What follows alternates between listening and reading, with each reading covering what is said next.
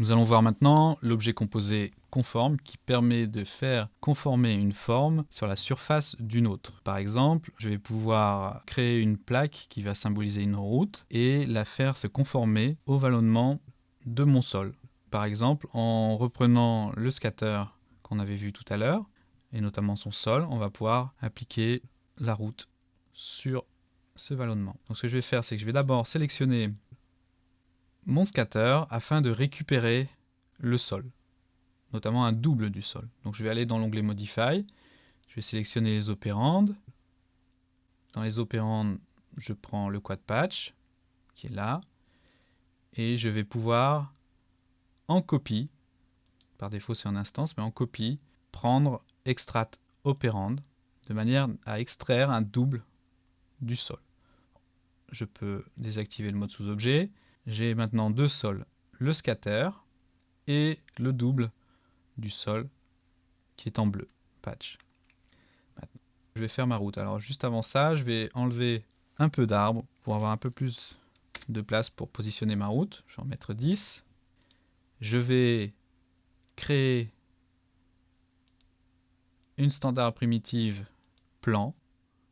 Ça va être ma route.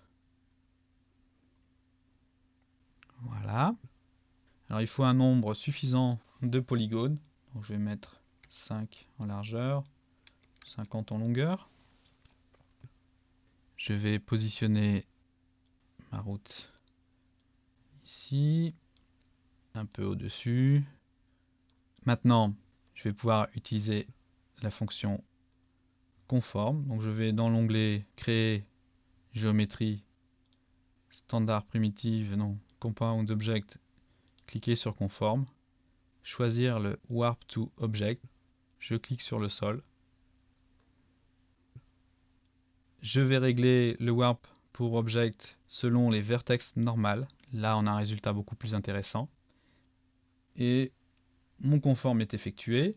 Ce que je vais devoir faire maintenant, c'est supprimer le double du sol.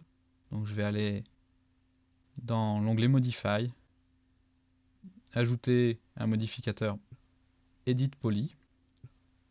Et en mode sous-objet élément, je vais supprimer le sol vallonné qui était en double. Je désactive le mode sous-objet élément. Et maintenant, j'ai une route qui suit parfaitement le sol.